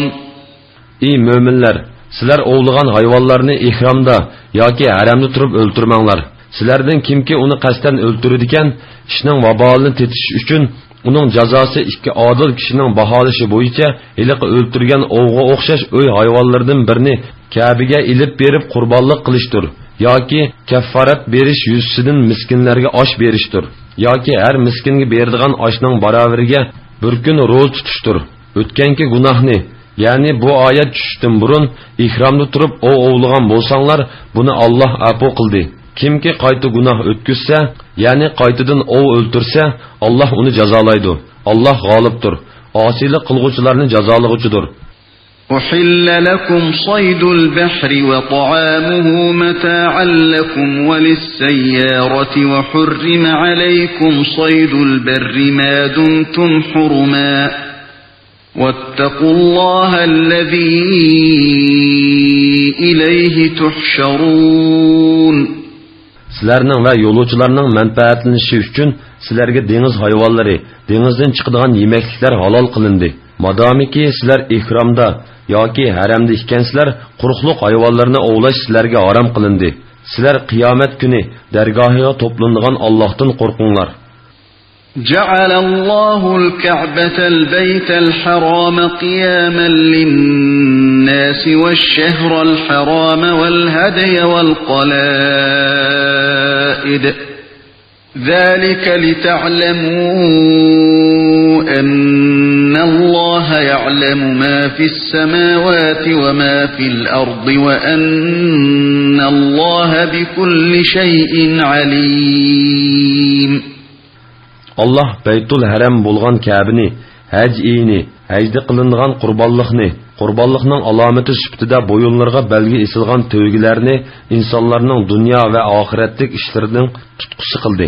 Bu Allohning osmonlardagi va zamindagi narsalarni bilib turadiganligini va Allohning har shayini bilguchi ekanligini sizlarning bilishinglar uchundir.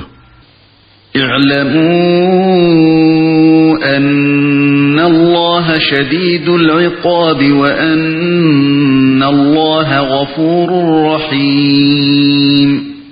Bilinglar ki Allah'ның azabı qattiqdir.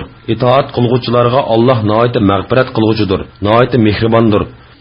ما على الرسول إلا البلاغ والله يعلم ما تبدون وما تكتمون. Payg'ambarning mas'uliyati faqat tabliq qilishdir. Alloh sizlarning oshkora va yo'shirin qilib yurgan ishlaringlarni bilib turdi. قل لا يستوي الخبيث والطيب ولو أعجبك كثرة الخبيث فاتقوا الله يا أولي الألباب لعلكم تفلحون. Ey Muhammad, aytqinki, garchi haromning ko'pligi, ey tinchig'uchi, seni ajablandirsa-mu, harom bilan halol barobar emas. Ey aql egilari, nijot tepishinglar uchun Allohdan qo'rqinglar. يا أيها الذين آمنوا لا تسألوا عن أشياء إن تبد لكم تسؤكم وإن تسألوا عنها حين ينزل القرآن تبد لكم عفى الله عنها والله غفور حليم. Ey mo'minlar, agar sizlarga oshkor qilinsa, sizlarni beoram qilib qo'ydigan narsalar to'g'riliq payg'ambardan so'ramanglar. Agar Qur'on nozil qilinayotgan chaqda ular to'g'riliq so'rsanglar, sizlarga bildirildi. O'tganda so'rganlaringlarni Alloh afu qildi. Alloh nihoyat mag'firat qilguvchidir, halimdir. Ya'ni osiylik qilguvchilarni jazolashga oldirib ketmaydi. قد سألها قوم من قبلكم ثم أصبحوا بها كافرين. Sizlardan burun o'tgan bir qavm payg'ambarlardan shundoq masalalarni so'rgan edi. Keyin buning sababidan, ya'ni so'rgan ishlari bayon qilinib, ular amal qilmaganlikdan kofir bo'lib ketdi. ما جعل الله من بحيرة ولا سائبة ولا وصيلة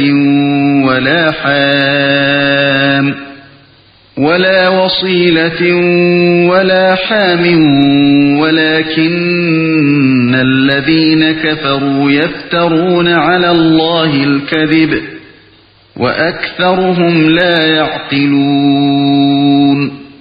Bahira 8ni tuqqan, 5-chisini erkak tuqqan to'gi bo'lib, jahiliyat arablari bu to'gining quliqini yerib qo'yib, o'z mayliga qo'yib beradi, minmaydi, yuk ortmaydi.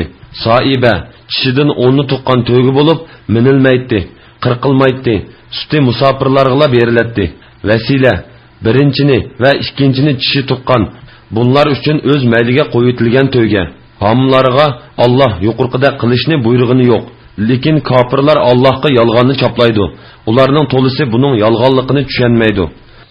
وَإِذَا قِيلَ لَهُمْ تَعَالَوْا إِلَى مَا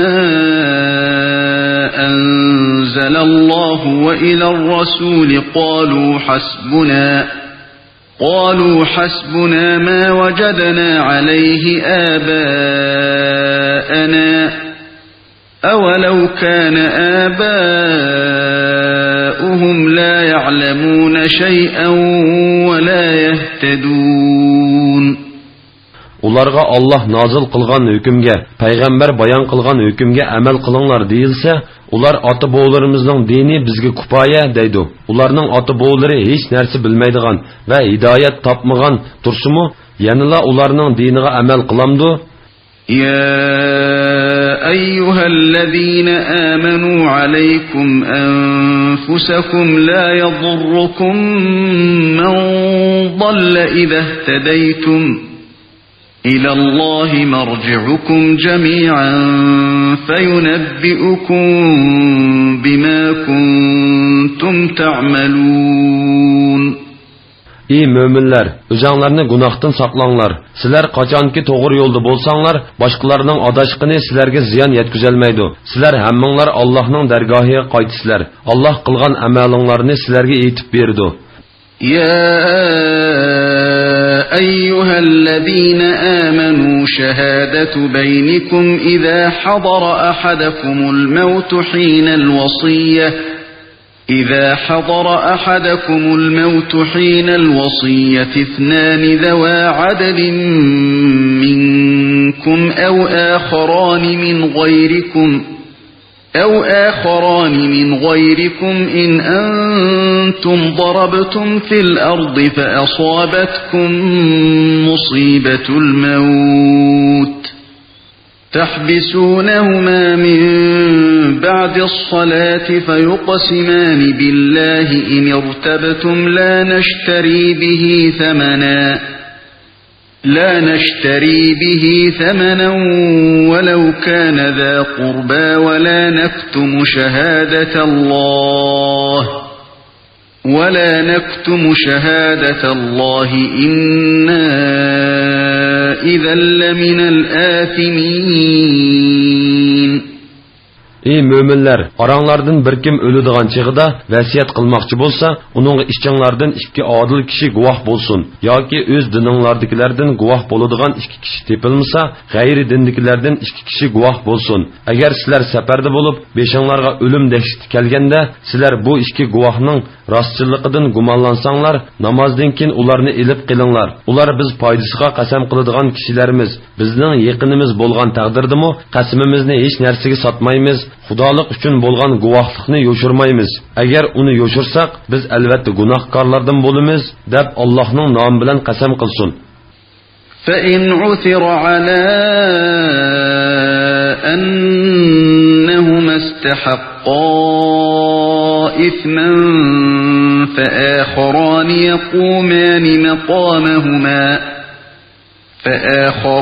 يقومان مقامهما من الذين استحق عليهم الأوليان فيقسمان بالله لشهادتنا أحق من شهادتهما وما اعتدينا إنا إذا لمن الظالمين. Agar u ikki guvohchining yolg'on guvohlik berganlik yoki mirosga xiyonat qilganlik gunohi bilinsa, ularning o'rniga miros ilishga eng haqli bo'lgan varislardan ikki kishi guvoh bo'lib, bizning guvohligimiz albatta ularning guvohligidanmi to'g'ridir. Biz shariatdan chiqib ketmadik. Bo'lmasa biz cho'qim zolimlardan bo'lamiz, deb Allohning nomi bilan qasam qilsin. ذلك أدنى أن يأتوا بالشهادة على وجهها أو يخافوا أن ترد أيمان بعد أيمانهم واتقوا الله واسمعوا والله لا يهدي القوم الفاسقين. Bu usul guvohchilarni eng to'g'ri guvohlik qiladigan qilishqa, qilgan qasamini rad qilishdan, ya'ni ulardan keyin boshqalar qasam qilishi bilan o'zlarining rasvo bo'lishidan qo'rqadigan qilishqa eng yaqin usuldir. Allohdan qo'rqinglar, Allohning amrini anglanglar. Alloh fosiq qavmni hidoyat qilmaydi. يوم يجمع الله الرسل فيقول ماذا أجبتم قالوا لا علم لنا إنك أنت علام الغيوب. Allah qiyomat kuni payg'ambarlarni yig'ib, qavminglarni iymonga da'vat qilganinglarda qandoq javobga ega bo'ldinglar deb so'raydi. Ular sening bilginingga silishtirganda biz hech narsa bilmaymiz, sen g'ayiblarni nihoyat obdan bilasan deydi. إذ قال الله يا عيسى ابن مريم اذكر نعمتي عليك وعلى والدتك إذ أيدتك بروح القدس تكلم الناس في المهد وكهلا وإذ علمتك الكتاب والحكمة والتوراة والإنجيل وإذ تخلق من الطين كهيئة الطير بإذني فتنفخ فيها فتكون طيرا بإذني وتبرئ الأكمه والأبرص بإذني وإذ تخرج الموتى بإذني وإذ كففت بني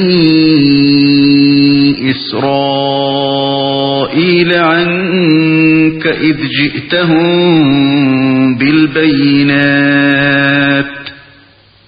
جئتهم بالبينات فقال الذين كفروا منهم إن هذا إلا سحر مبين.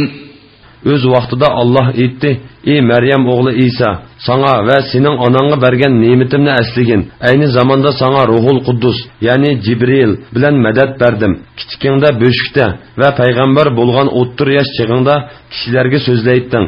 Ayni zamonda sana kitobni, hikmatni, Tavratni va Injilni o'rgatdim. Ayni zamonda mening iznim bilan loydin qushning shaklida bir narsa yasaytdingda, buni pöylisang iznim bilan uchadigan qush bo'ladi. Mening iznim bilan tug'ma ko'rni, baras kesilni saqaytatding.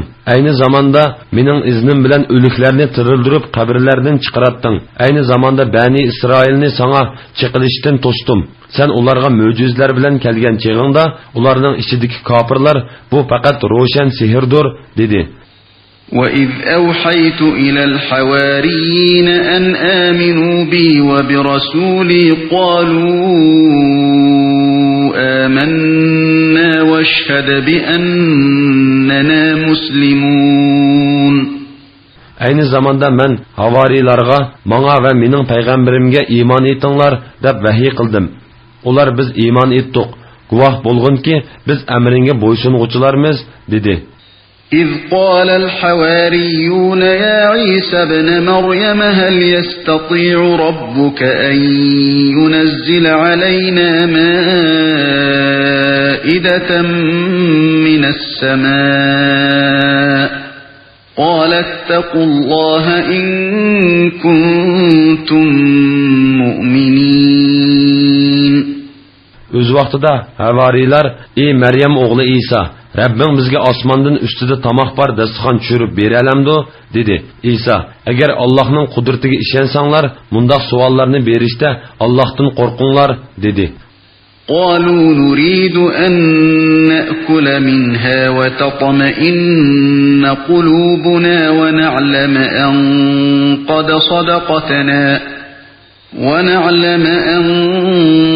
قد صدقتنا ونكون عليها من الشاهدين. Ular biz onundan yeyishni, ko'nglimizning tinchlanishini, so'zingning rostligini bilishni va payg'ambarligingga guvohchilardan bo'lishni iroda qilamiz dedi. قال عيسى ابن مريم اللهم ربنا أنزل علينا مائدة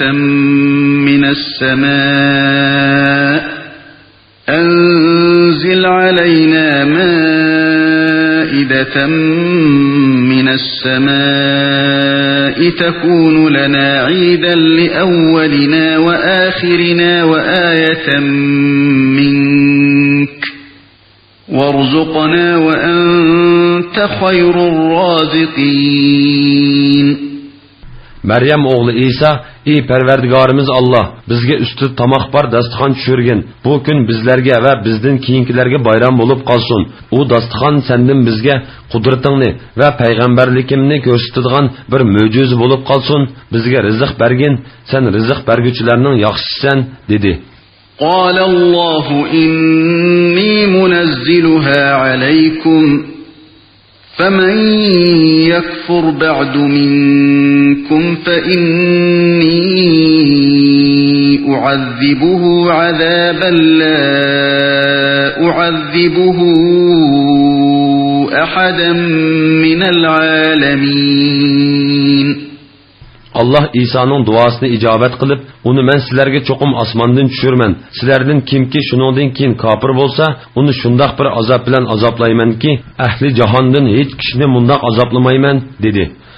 وَإِذْ قَالَ اللَّهُ يَا عِيسَى ابْنَ مَرْيَمَ أَأَنْتَ قُلْتَ لِلنَّاسِ اتَّخِذُونِي وَأُمِّيَ إِلَٰهَيْنِ مِنْ دُونِ اللَّهِ قال سبحانك ما يكون لي أن أقول ما ليس لي بحق إن كنت قلته فقد علمته تعلم ما في نفسي ولا أعلم ما في نفسك إنك أنت علام الغيوب. Öz vaqtida Allah aytdi: "Ey Maryam o'g'li Isa, sen kishilarga Allohni qo'yib men bilan onamni ikki iloh qilib olinglar" dedingmi? İsa aytdi: "Rabbim, sha'ninga loyiq emas narsalardan seni pok deb e'tiqod qilamanki, menga aytishga tegishlik bo'lmagan so'zlarni men aytmayman. Agar men bu so'zni aytgan bo'lsam, uni sen cho'qim bilasan. Ya'ni mening undoq demaganligim senga ma'lumliq. Sen mening zotimdikini bilasan. Men sening zotingdikini bilmayman. Gaplarni nihoyat obdan bilasan." ما قلت لهم إلا ما أمرتني به أن اعبدوا الله ربي وربكم وكنت عليهم شهيدا ما دمت فيهم فلما توفيتني كنت أنت الرقيب عليهم وأنت على كل شيء شهيد. من ularga faqat sen meni aytishga buyurgan so'zlarni, ya'ni mening Parvardigorim va sizlarning Parvardigoringlar bo'lgan Allohga ibodat qilinglar dedim. Men ularning orasida bo'lgan muddatda ularning amallarini kuzatib turgan edim. Meni qabzi ruh qilganingdan keyin ularning amallarini sen kuzatib turgan eding. Sen hamma narsadan xabardorsan. إن تعذبهم فإنهم عبادك وإن تغفر لهم فإنك أنت العزيز الحكيم. Agar ularga azob qilsang, ular sening bandalaringdir. Ularni xolig'ingcha tasarruf qilsan. Sana hech ahadi ta'arruz qila olmaydi. Agar ularga, ya'ni ularning ichidagi tavba qilganlarga mag'firat qilsang, sen ishingda g'olib, hikmat bilan ish qilg'uchidirsan. قال الله هذا يوم ينفع الصادقين صدقهم لهم جنات تجري من تحتها الأنهار خالدين فيها أبدا رضي الله عنهم ورضوا عنه ذلك الفوز العظيم. Allah aytidi: bu kun, ya'ni qiyomat kuni rostchilarning rostchilligi o'ziga foyda qiladigan kundir. Ular ostidan o'stanglar eqib turadigan jannatlarda mangu qoladi. Alloh ulardan rozi bo'ladi. Ular Allohdan mamnun bo'ladi. Bu zo'r baxtdir. Lillahi mulkus samawati wal ardi wa ma fihin wa huwa ala kulli shay'in qadir. Osmonlarning, zaminning va ulardagi butun mavjudotning podshohligi Allohga mansubdir. Alloh har narsaga qodirdir.